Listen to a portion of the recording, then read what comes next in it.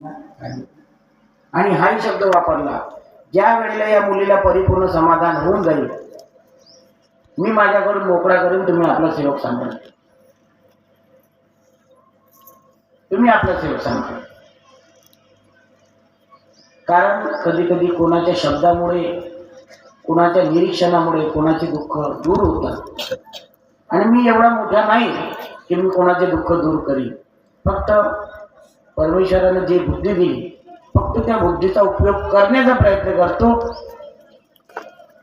आणि प्रॅक्टिकली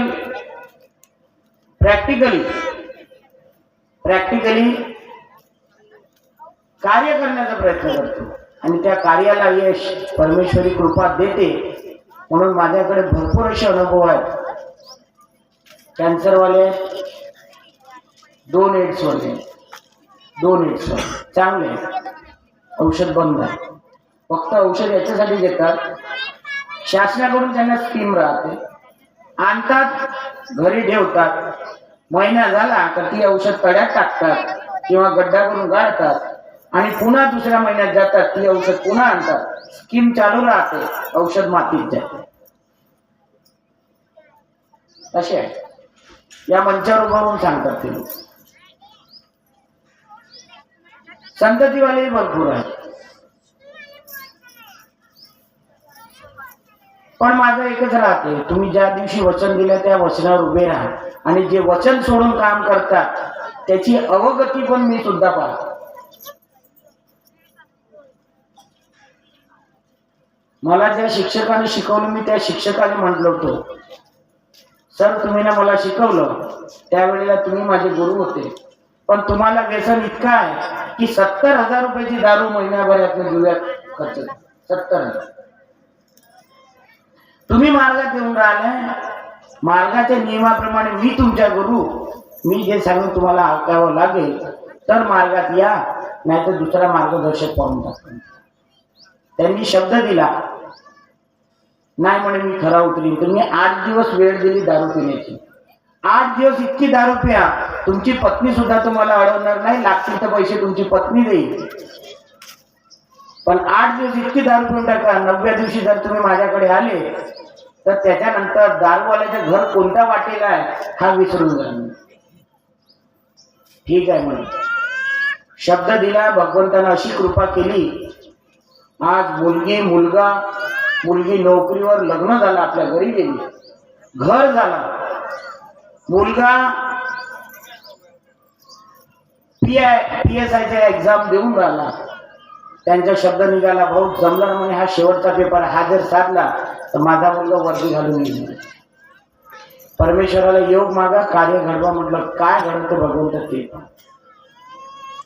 आपण असे लोक घडवले, ज्या भगवंतानं आम्हाला घडवलं त्याचेच कार्य करून राहिले. परंतु काही काही सेवक अशी कार्य करतात. हा कार्यक्रम आज उभारून राहिला. या ठिकाणी 2,000 रुपये वर्गणी असेल, तो बुवा 1,000 रुपये देते. असा नाही म्हणत की मला ताप येते तेव्हा मी डॉक्टरकडे जातो तर 1,000 रुपये निवड तापाची औषध देण्यासाठी, डॉक्टर चेक करण्यासाठी 1,000 रुपये घेते. आणि मी तर 5,000 दिले तर कोणता नुकसान आहे. तो स्वतः तर देत नाही, पण दुसऱ्यालाही म्हणते का गरज आहे म्हणते. हा फुकटाना कार्यक्रम होतो. तुमच्या घरचा लग्न आहे पोरीचा, मी तुम्हाला सांगतो 1,000 रुपयाच्या वर 1,001 रुपये बी नाही लागत तुमच्या पोरीच्या आणि पोराचं लग्न. बोला मी करून दाखवतो, तुम्ही तयार असाल.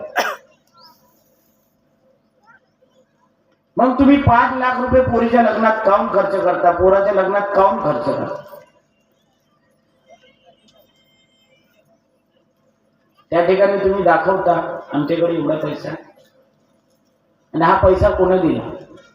तुम्ही या मार्गात आले म्हणून सुखी या, म्हणून पैसा, समृद्धी, स्वाभिमान ह्या सर्व गोष्टी मिळाल्या. या मार्गात नसताना मी पाहिलेल्या परिस्थिती आहे.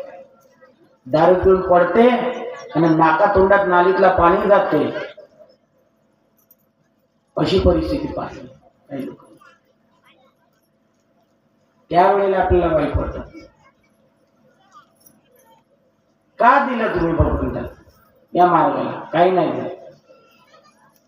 किती लोक या हिंगण्याच्या बैठकीमध्ये उपस्थित? याच्या पूर्वी 2 वर्षापूर्वी हा शब्द होता, आताही तोच शब्द आहे. किती लोक बैठकीत हिंगण्याच्या दर शनिवारी महिन्याचे 4 राहतात, कमीत कमी 3 तरी बैठकीला उपस्थित राहतात. असे लोकांनी हात वर करा. खोटे हात वर करू नका, दुखापती येईल आणि मी मार्गदर्शन करणार नाही. खरोखर 2 ते 3 बैठकी अटेंड करते त्यांनीच हात वर्त करा, नाहीतर करू नका. दुखापती येईल म्हटलं तर येईल, हे लक्षात ठेवा. एवढे सेवक आहेत का? सेवकिंग आहेत का?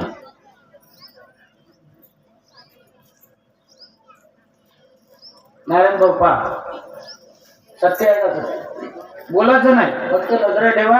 जे लोक नाही आहेत त्याचे नाव द्या म्हणजे बस. आणखी मी मुद्द्यावर येईन, मी वेळ जास्त घेतो.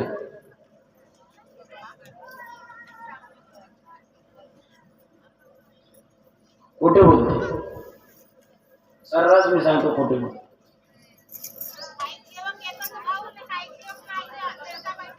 चेहरे दिसतेत ना माय माझे चेहरे दिसते, हे लक्षात ठेवा. मी सांगतो, जेव्हा मी असं म्हटलं किती लोक बैठकीत उपस्थित राहते, तर पुष्कळ लोकांनी असं केलं, दुखापती येईल म्हटलं तर धी येणार.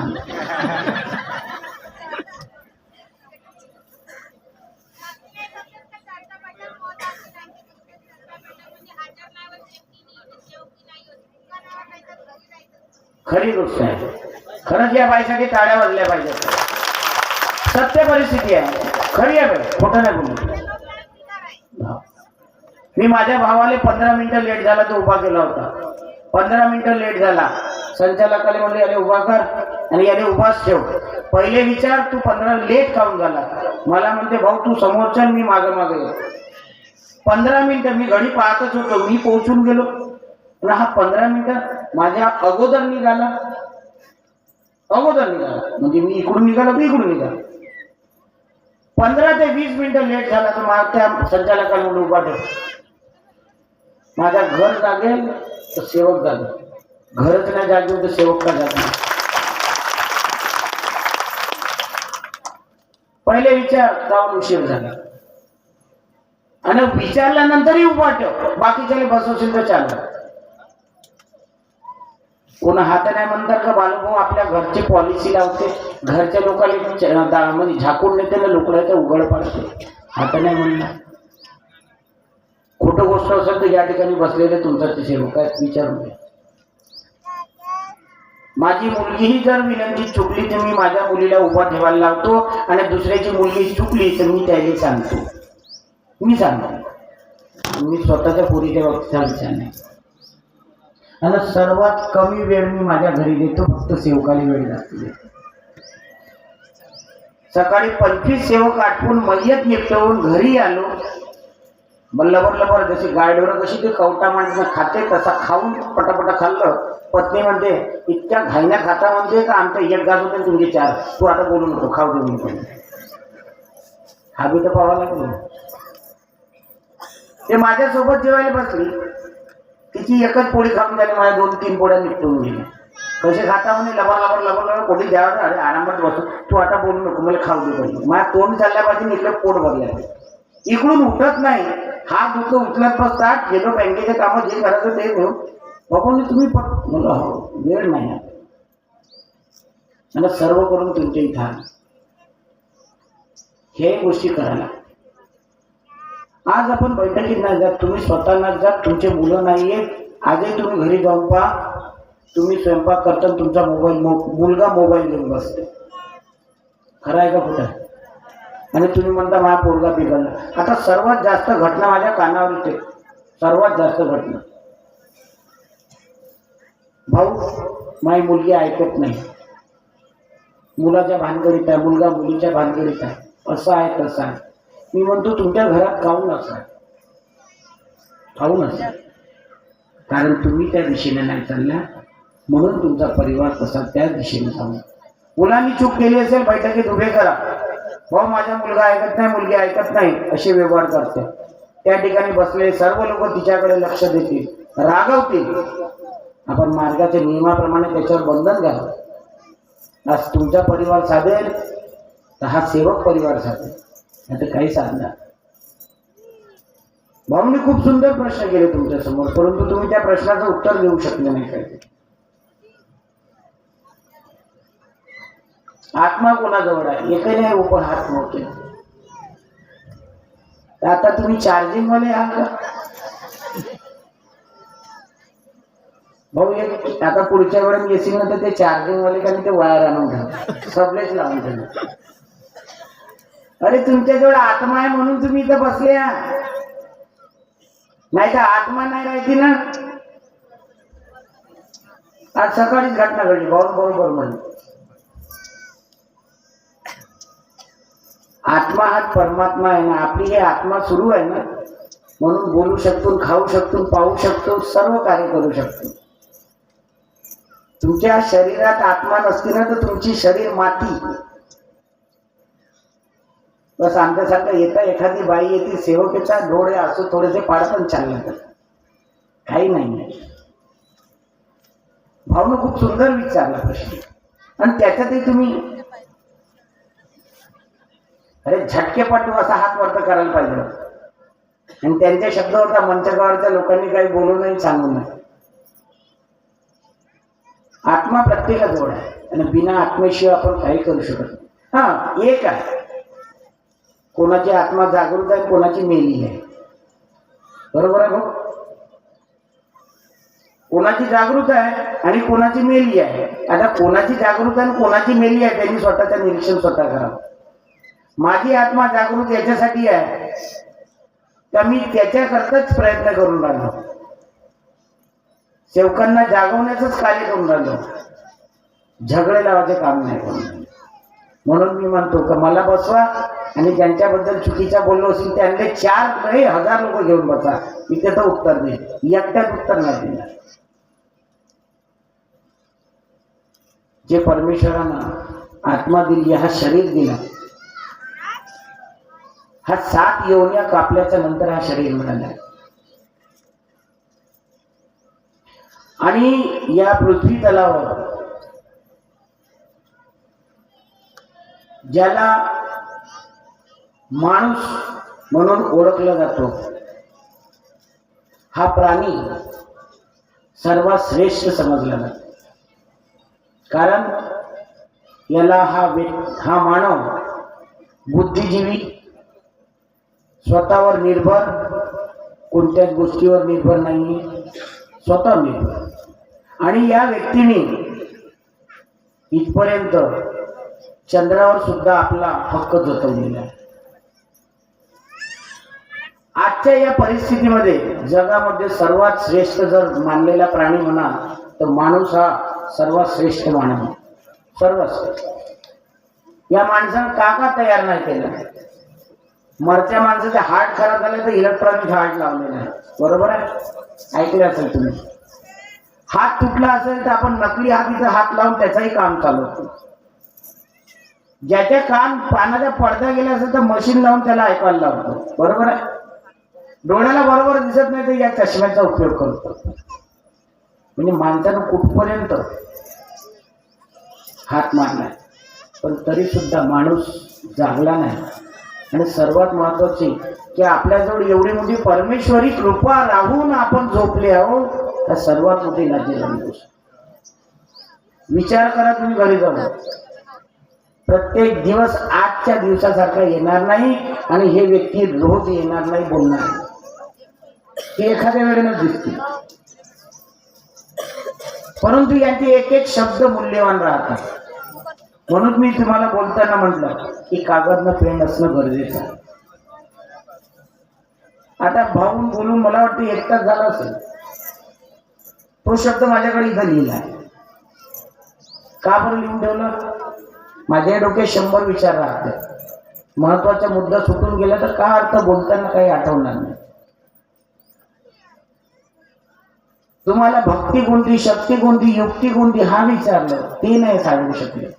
म्हणून भाऊनं म्हटलं भाऊ एक त्यांच्या काहीतरी एक स्पेशल बैठक घेतली पाहिजे. मी तर असं म्हणतो का मी स्पेशल बैठक घेण्यापेक्षा तुमच्या गावच्या बैठकीमध्ये बसेपर्यंत जागा उरली नाही पाहिजे एवढी दर शनिवारी बैठक चालली झाली पाहिजे. प्रत्येकाने प्रश्न मांडले पाहिजे, प्रत्येकाने त्याच्यावर विचार केले पाहिजे, त्याचं उत्तर प्रत्येकाच्या मुखात पाहिजे. आता माझ्या हातात कितीतरी गाव आहे. आता प्रत्येक गावी जर जाऊन हाच प्रयत्न करीन तर मग तर एकच म्हणावं लागेल, भाऊ मी येईन तर गाडीचा पेट्रोल न गाडीचा भाडा द्यावा लागेल आणि माझी मजुरी द्यावा लागेल. असं माझ्या घर चालेल ना. पण तोच काम नाही जमत. इकडून जाईन ना कलेक्शन करीन, धावपळ कर, मग पोटाचा चारा गेला नाही पाहिजे. एक वेळेला तुमच्या जेवण सोडून पण तो नाही सोडून. कारण माझं एकच आहे की कोणी म्हणायला नको आमच्या पैशावर जगते म्हणून. नाही, ही वेळ भगवंतानं मला येऊ देऊ नये आणि कोणाला बोलण्याची संधी सुद्धा देऊ नये ही तयारी माझी. मी खूप काम करतो. रात्री 1:30 वाजे झोपलो.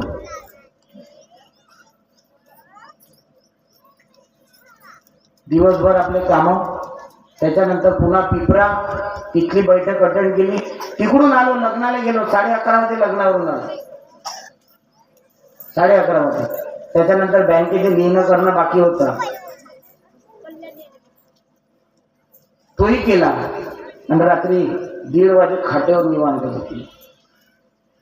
सकाळी 7:15 नाही वाजत ते ईश्वरकर म्हणून सेवक आहेत, ते बरोबर 7:15 वाजता उभी राहिले. आता झोप नाही होते म्हणजे ते उशीर उठाले. बस उठलो आणि हातात ब्रशच होता तर ती येऊन बसले. 10 मिनिटं बसा म्हणजे मी ब्रश करतो. ब्रश केला आणि फ्रेश होऊन त्यांच्यासोबत बसलो. ते उठालेच होते. ते एकामागं एक 25-26 लोक होऊन गेले. त्याला आटोपल्याच्या नंतर मैयत आणि त्याच्यानंतर हे बाकीचे. क्षणाची वेळ नाही. माझ्या पोरगा किती वाजे येते आणि ट्युशनला किती वाजता जाते. कधी कधी पत्नी रागवते, आणाले जा, सायकल नाही नेला. तो एक काम कर ना, त्या भूषणने सांगून देतो. माझ्या लहान भावाचं नाव आहे भूषण, त्यामुळे त्याला सांग म्हणजे तुम्हाला आपल्या पोराला आणावली वेळ नाही का म्हणते. आणि आत्ता कधी एखाद्या सेवकाचा फोन येऊ दे तर अशी परिस्थिती झाली तर तुम्ही पटसे गाडी उचलता साक्षी जाता. म्हणजे ऐकलो 2 गोष्टी तुमच्याच आहेत. आणि पैसे किती देते का कोणी? पैसे जे देत असेल त्यांना हात वरत करा. नाही, कोणीच नाही देत. बहुत स्वार्थी आहे तुम्ही.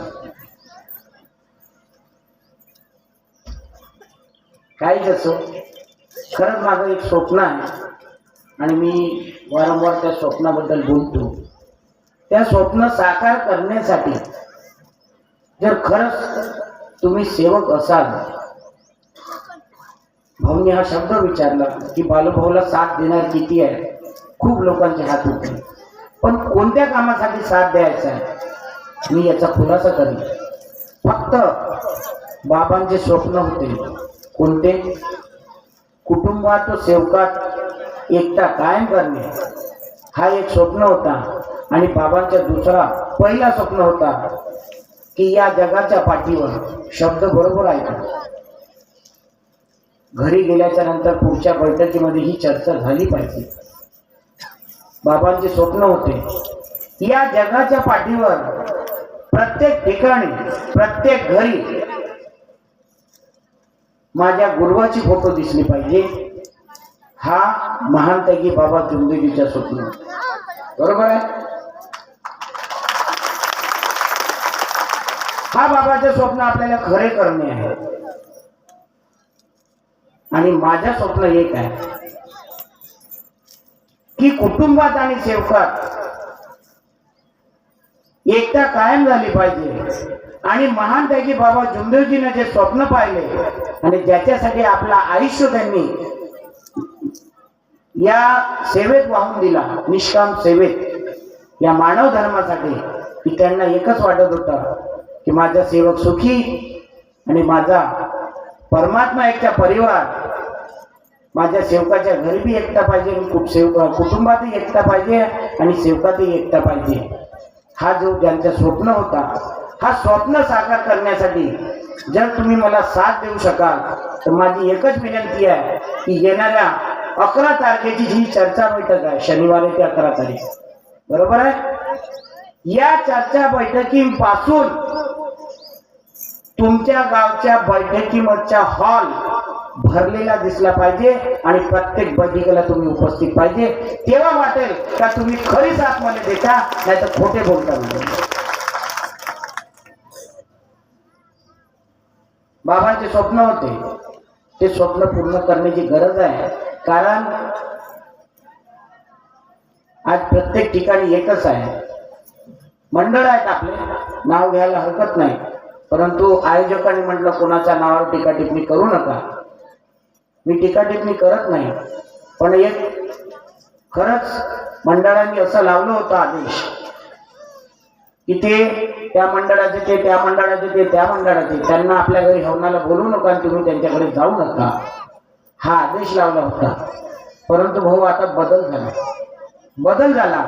ते कशामुळे माहित आहे? तुमचे एकतेची संघटना वाढल्यामुळे आणि तुम्ही बाबांच्या विचाराला जोडल्यामुळे. तुम्ही एक म्हणता आमच्या गावात आम्ही एकता ठेवून तुम्हाला यायचं असेल या, नाही तर लोक या, पण आम्ही गावचा मुद्दा आम्ही गाववाले जाळून तुमच्या पटलाकडे टाकल्यानं पूर्ण होणार नाही. म्हणून आता ते लोक काय म्हणते, जाऊ शकता म्हणते. आणि उद्या चालून एकच झालं पाहिजे की आम्ही या मंडळाचे त्या मंडळाचे नाही. कोणी विचारला भाऊ कोणत्या मंडळाचा आहे, भाऊ हा प्रश्न कर्ज नको याच्यानंतर, असं त्या व्यक्तीनं तुम्हाला उत्तर दिलं पाहिजे. हा विचार, कोणता विचार, प्रश्न, तू सेवक कोणाचा, तू कोणत्या धर्माचा, हा विचारलं पाहिजे. त्यावेळेला तू म्हणेल का मी सेवक एका भगवंताच्या आणि महान त्यागी बाबा जुमदेवजीच्या, तेव्हा आपली एकता आणि तेव्हाच हा मानव धर्म ठरेल. एवढं बोलून मी आपले 2 शब्द पूर्ण करतो. आणि खरंच मला एक मागं मी बोललो होतो भाऊला मागच्या या परसवाड्याच्या कार्यक्रमात, आदर्श ग्राम ही योजना परमपूज्य महान त्यागी बाबा जुमदेवजी परमात्मा एक सेवक मंडळ तुमसरच्या वतीने ही योजना राबवण्याचं कार्य सुरू केलेलं आहे. ज्या गावच्या बैठकीमध्ये सर्वात जास्त सेवक सेवकिनी, ज्या गावचे लहान मुलं असो, सेवक असो किंवा सेवकीन असो, चांगल्या प्रकारे मार्गदर्शन, विनंती, प्रार्थना, सर्वात जास्त उपस्थिती, जो रजिस्टर दिसेल त्याच्यावर तो आदर्श ग्राम या नावाने तो सन्मानित केला जाईल. आणि तुमच्या संस्थेच्या माध्यमातून त्या गावचे जे मानवाईक आहेत त्यांना 25 डिसेंबरच्या कार्यक्रमाच्या मंचावर बोलवून त्यांचा सन्मान करण्यात येईल आणि त्यांना एक शील्ड देण्यात येईल की या गावाला आदर्श ग्राम, परमात्मा एक सेवक आदर्श ग्राम या नावाने त्याला सन्मानित करण्यात येईल. याकरता पुढच्या 25 डिसेंबर करता हे तयारी ठेवा की तुमच्या गावच्या बैठकीमध्ये 100 नाही पण 90%, 95% उपस्थिती आणि प्रत्येक सेवकाला मार्गाविषयी 2 शब्द बोलता आलं पाहिजे आणि विनंती, प्रार्थना झोपेतून उठवला तरी पूर्ण बोलता आलं पाहिजे. ही तयारी ठेवा. एवढी जर तयारी केल्या तर खरे तुम्ही बाबाचे सेवक, नाही तर फक्त तुम्ही आपल्या स्वार्थासाठी मार्गात आले हे सिद्ध होईल. एवढं बोलून मी आपले 2 शब्द पूर्ण करतो आणि आजच्या क्षणी नवीन वर्षाच्या सर्वांना हार्दिक शुभेच्छा देऊन आपले जागा घेतो. सर्वांना माझा नमस्कार.